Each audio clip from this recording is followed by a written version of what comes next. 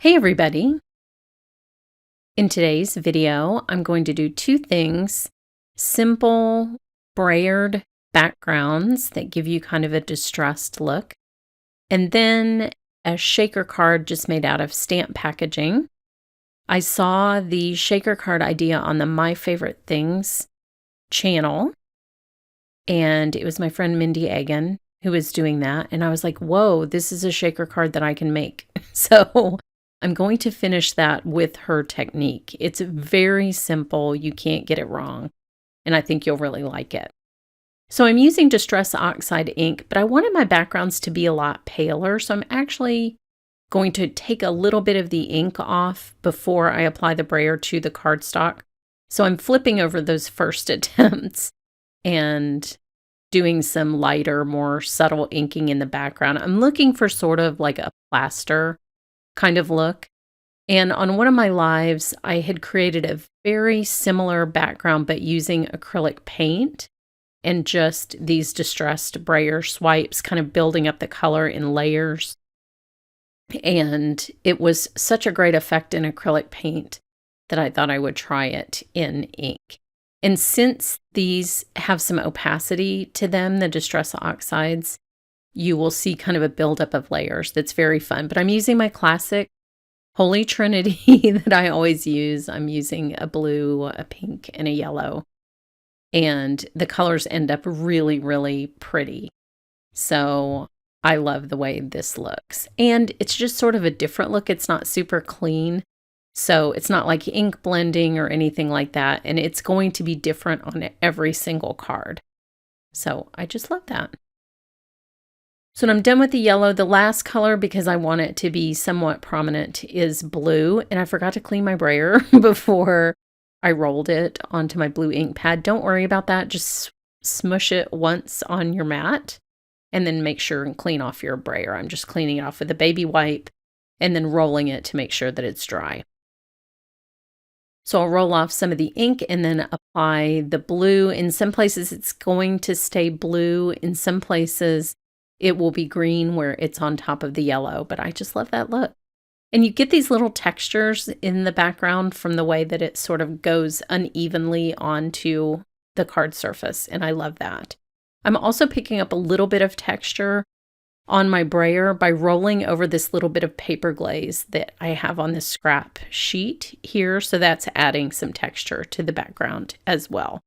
So you can always roll over something textured and transfer that texture to whatever it is you're brayering on. That's like a favorite technique of mine.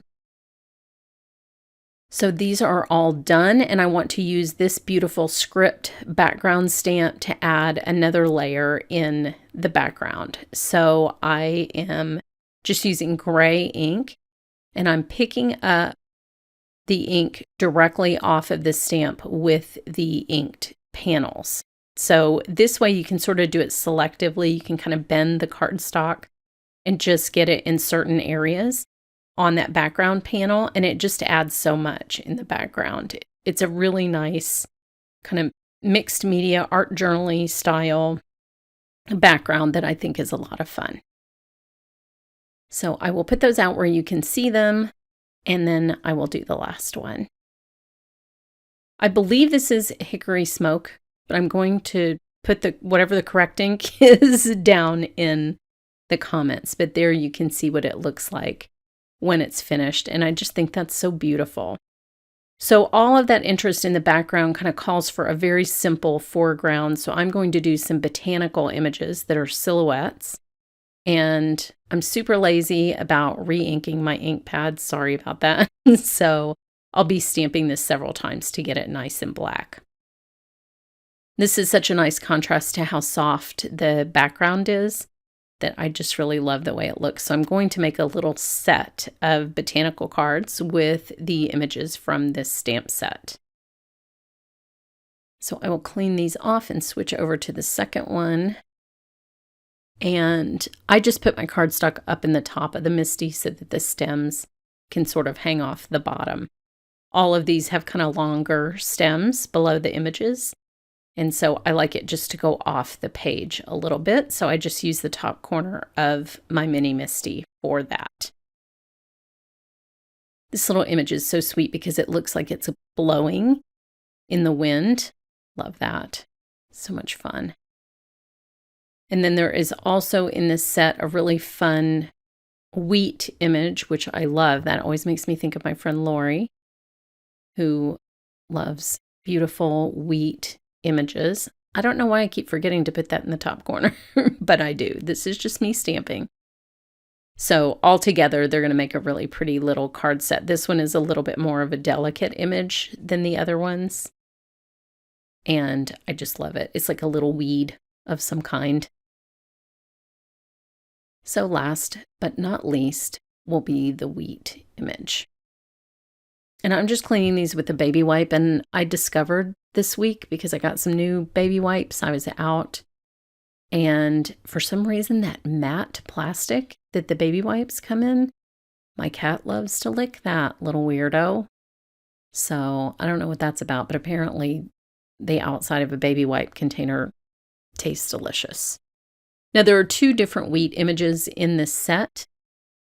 So you can make little scenes. You can make a little wheat field out of it if you want. This one is the little bit taller one. So I will have that at an angle, and then I will put the other one at a different angle. But it's really pretty if you go all the way across the card with that wheat image. Very nice. Sort of classic. And this is kind of a classic card setup. So finish this one up. And there you go. Now they all have images on them. I love backgrounds where I can do 4 at a time or 5 at a time and then make different cards out of them. But this stamp set is just so beautiful. Sorry, my Misty is so dirty. So there's what that one looks like. And we will do one final touch that I cannot ever resist doing, and that is splattering with gold ink. So you could do white, you could even do black because the images in the foreground are so bold, but I am just hooked on the little gold ink splatters. So I've dedicated this paintbrush, it's actually a pretty terrible paintbrush, just for splattering because it's no good for painting. And I just love this look. So I will splatter all of these. I'm very good at splattering ink all over my shirt while I'm doing this. I don't know how that happens, but it does like splatter back towards me. And so I have a lot of shirts with both gold ink and white paint, both of which I love to splatter. But here you can see the detail and how much that adds to just kind of the overall look of these beautiful little cards. I love that so much. And it's very shimmery. It's hard to see in the video, but it's very, very shimmery. So now we will make the shaker portion. And all you do is take one of your card panels and put a very strong double-sided adhesive on all 4 edges of the back of your card. So I'm just using a red liner tape here. I've had this roll of tape for probably 20 years. And then I just took the plastic outer packaging that a stamp set comes in, and I cut it down. And it's a little bit bigger than my card. You'll want like a 1/2 inch on either side. And you can figure out whether it works better in one orientation or another. Mine were actually cut a little bit big, so I am going to be trimming them down. But you remove the adhesive on 3 sides of the packaging. Leave one end open, or with the liner tape still with the release on it, because you don't want to be fighting with that when you're putting your sequins in. You want that one not to be sticky. And then just take the packaging and fold it down on all 3 sides where the tape is exposed.